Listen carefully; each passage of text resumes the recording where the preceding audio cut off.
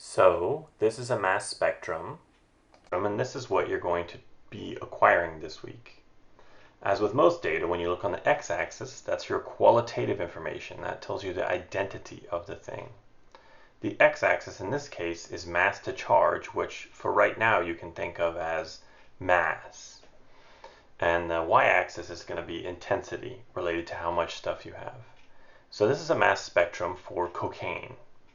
Now, cocaine has a molecular weight. If you look at the molecular formula, it's C17H21NO4.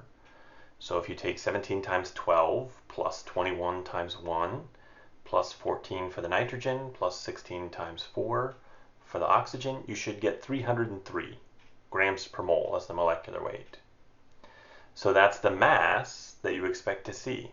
Now, most types of mass spectrometry, instead of seeing the actual molecular weight, you see the molecular weight plus 1, and that's because the way that it ionizes the molecule is it adds an H plus to it, and H plus has a mass to 1.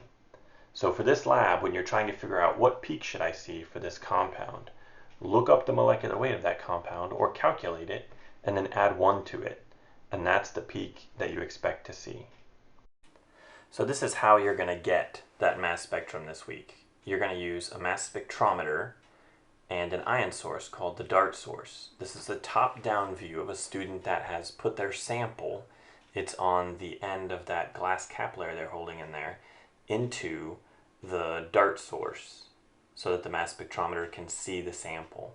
The blue thing on the bottom is the DART source, and then the metal part on the top leads into the mass spectrometer. So the DART source is hot.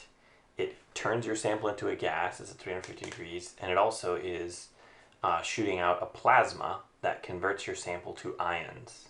And you can see the data that results on the right side of the split screen. We have cocaine again as an example, and we get that peak at 304.